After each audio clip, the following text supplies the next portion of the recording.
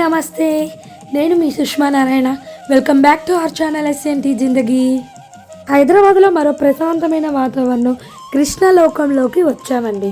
ఈ వీడియో అంతా చూసి నేను చెప్పింది కరెక్టో కాదో మీరే కామెంట్ చేయండి. నా ఫేస్ చూసి ఎవరు భయపడకండి. ఏమైందంటే గారెలు వేసినప్పుడు నూనె నా ఫేస్ మీదకి తుల్లింది, అందుకే ఈ మచ్చలు. క్షణం మంది కాదు అన్న సామెత మీకు తెలుసా? అది ఇదేనేమో. అందుకే నేనేమంటా అంటే టైం వచ్చినప్పుడు ఓపిక ఉన్నప్పుడు తిరిగినన్నాళ్ళు తిరిగేయడమే అనమాట.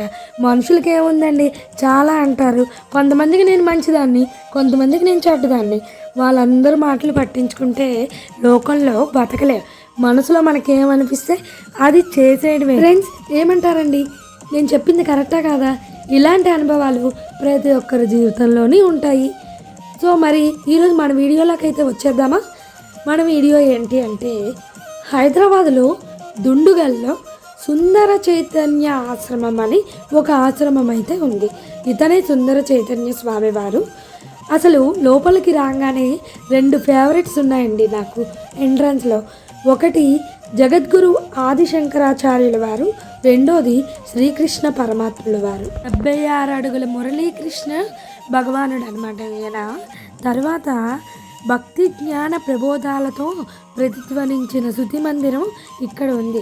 ఈ రెండు కలయికే భక్తి జ్ఞాన సమ్మేళమైన సుందర చైతన్య ఆశ్రమము. ఈ సుందర చైతన్య ఆశ్రమం విశాఖపట్నంలోని, రాజమండ్రి ధవళేశ్వరంలోని, మన హైదరాబాద్లో దుండుగల్లో అయితే ఉందండి. ఎంత బాగుందంటే ఆశ్రమము, ఆహ్లాదకరమైన వాతావరణం అండి. 13 ఎకరాల విస్తీర్ణంలో ఈ ఆశ్రమాన్ని అయితే నిర్మించారు. అడుగడుగున స్ఫూర్తిదాయకమైన సూక్తులు విత్ స్టాచ్యూ మనకి కనిపిస్తాయి. ఇలాంటి ఆశ్రమాలకి వెళ్ళి కొంచెం జ్ఞానోదయాన్ని పొందొచ్చండి మనమైతే. లోపలికి వెళ్తున్న కొద్దీ రకరకాల చామంతి పూల తోటలు, రకరకాల పూల తోటలు అనమాట. ఎక్కడ చూడని ఫ్లవర్స్ అన్నీ కూడా ఈ ఆశ్రమంలో చూడొచ్చు. ఇవే ఫ్లవర్స్ని మనం ఇంట్లో పెంచుకుంటే ఇంత అందంగా పెరగవండి. అదేం మహత్యమో, దేవుని సన్నిధానం కదా, అందుకే ఇలానేమో. ఎన్ని రకాల చామంతి పూలనండి. ముద్ద చామంతి, పసుపు కలరు, ఈ పసుపులోని డార్క్ ఎల్లో, పర్పుల్ కలరు, ఇవన్నీ ఓకే, రెగ్యులర్గా మనం చూస్తూనే ఉంటాము. కానీ గ్రీన్ కలర్ చామంతి నాకు కనిపించింది అనమాట. దీన్ని గ్రీన్ కలర్ చామంతి అంటారో మరే ఫ్లవర్స్ అంటారో నాకు తెలీదు. ఇగో నేను చెప్పిన గ్రీన్ కలర్ చామంతి ఇదేను. ఇవి చామంతి పూలా లేకపోతే ఇంకేమైనా ఫ్లవర్సా నాకైతే తెలియదండి. మీకు ఏమైనా తెలిస్తే కామెంట్ చేయండి. అలా వెళ్తూ ఉంటే ఎంతోమంది భక్తులండి, ఇది ఇప్పటిది కాదు ఎప్పటిదో అనమాట. ఎంతోమంది భక్తులు ఇక్కడికి వచ్చి స్టే చేస్తారనమాట. స్టే చేయడానికి కూడా వీళ్ళు ఇక్కడ సౌకర్యాలు, వసతి సౌకర్యాలు అయితే కల్పించారు. ఇక్కడే అన్నపూర్ణ క్షేత్రం ఉంటుంది. ఈ క్యాంటీన్లో భోజనం అంటే తీర్థప్రసాదాలు కూడా చేస్తారు. కృష్ణాష్టమి జరుగుతుందండి ఈ ఆశ్రమంలో. ఆహా, అంగరంగ వైభవంగా చేస్తారు. ఇక్కడైతే ఆనంద ముకుంద వనం అని చెప్పేసి ఒకటి ఉంటుంది. అక్కడ మొత్తం కృష్ణయ్య గురించేనండి. కృష్ణుడు పుట్టినప్పటి నుండి గోవర్ధన పర్వతం ఎక్కిన స్టాచ్యూ, ఇవన్నీ కూడా అన్నమాట ఆ ముకుంద వనంలో అయితే కనిపిస్తాయి. ఇక్కడ శ్రీకృష్ణ మందిరం ఉంది, కరుణాలయం ఉంది, ధ్యాన మందిరం ఉంది. ఒక్కొక్క దగ్గర అంటే ప్రతి మందిరానికి పేరు అనమాట. కరుణాలయం అంటే ఏదో కాదండి, శివయ్య ఉంటాడు. జగద్గురు ఆదిశంకరాచార్యుల వారికి ఒక మందిరం కట్టారండి. ఇప్పటి వరకు ఎవరికి ఆ ఆలోచన వచ్చిందో లేదో నాకు తెలియదు. ఈ సుందర చైతన్య ఆశ్రమంలో మాత్రం ఆదిశంకరాచార్యుల వారికి మందిరం అయితే ఉందన్నమాట. నిజంగా ఎన్నిసార్లు ఆయన పేరు తలుచుకున్నా మనకి పాపం పోతుందన్నమాట. అంత జగద్గురువులు ఆయన ఆదిశంకరాచార్యుల వారు. ఆనంద ముకుంద వనంలో కృష్ణుడి గురించి ఎలా అయితే ఉంటుందో అలా ముందుకు వెళ్తూ ఉంటే ఒక పెద్ద గ్రౌండ్ అనమాట. ఇలాంటి రకరకాల పువ్వులతో కలిసి ఉన్న గ్రౌండ్లో పెద్ద సూర్యనారాయణ స్వామి వారి స్టాచ్యూ, తర్వాత చిన్న చిన్న రామాయణంలో పార్ట్స్ ఇలా కనిపిస్తుంటాయి. లంకలో సీతమ్మ వారు, రాముల వారు ఎలా ఉన్నారు, తర్వాత మాయ జింక రావడము, బోయవాడు గురించి, చాకలవాడు గురించి, ఇవన్నీ ఇలాగా స్టాచ్యూ రూపంలో అయితే ఇక్కడైతే ఉంటుంది. చాలా పెద్ద ప్లేస్ అనమాట. ఎంతమంది భక్తులు వచ్చినా కూడా సరిపోతారు.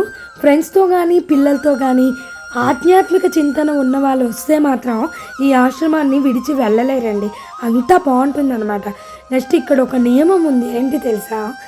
లోడ వాగిన వాళ్ళకి, అంటే నాలాంటి వాళ్ళకండి చాలా కష్టం అనమాట. అడుగడుగున సెక్యూరిటీ గార్డు సౌండ్ వస్తే ఒప్పుకోడు. చాలా పీస్ఫుల్గా వెళ్ళి ఇక్కడ అన్నీ చూసి ఎంజాయ్ చేయాలి. కృష్ణార్జున రథం అండి ఇది.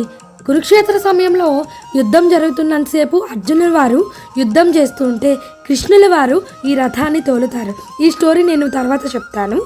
ఇంకా అలా వెళ్తున్న కొద్దీ సంపంగి చెట్లు, పనస చెట్లు, ఆ చెట్లు కింద శివయ్య స్టాచ్యూ, తర్వాత గోశాల అండి. గోశాల ఉన్న చోట చాలా పవిత్రమైన చోటు అని చెప్పచ్చు. ఎందుకంటే గోవు అంత పవిత్రమైనది. ఎప్పుడు మీరు నా వీడియోలో చూసినా నేను గోవుల గురించి ఎంతో కొంత నాకు తెలిసింది చెప్తూ ఉంటాను. సుందర చైతన్య స్వామి వారు ప్రజలలో ఆధ్యాత్మిక చింతనాశక్తి పెంచడానికి ఆయన లైఫ్ స్టైల్ అసలు ఫస్ట్ నుండి ఎలా ఉండేది, తర్వాత ఈ ఆశ్రమం ఎందుకు కట్టారు, అదంతా కూడాను ఒక ఆర్ట్ రూపంలో ఈ ఆర్ట్ గ్యాలరీ రూమ్ అయితే ఉంది. దీని పేరే గురు మందిరం అనమాట.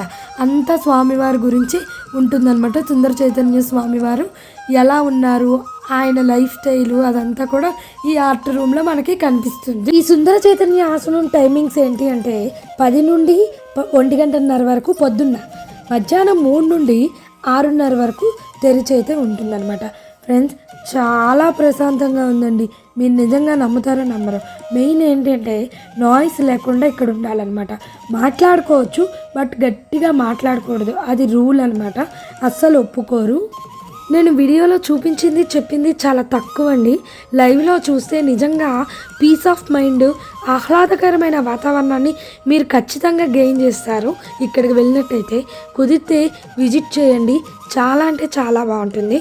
ఈ వీడియో కనుక మీకు నచ్చినట్లయితే ప్లీజ్ లైక్ చేయండి, షేర్ చేయండి. నా ఛానల్ని ఫస్ట్ టైం చూసినట్లయితే సబ్స్క్రైబ్ చేసుకోండి. దీని వెనకాతలే గణపతి సచ్చిదానంద స్వామి వారి ఆశ్రమం అయితే ఉంటుంది. నెక్స్ట్ వీడియోలో ఆ ఆశ్రమంలో కలుసుకుందాం. Until then bye friends, thank you.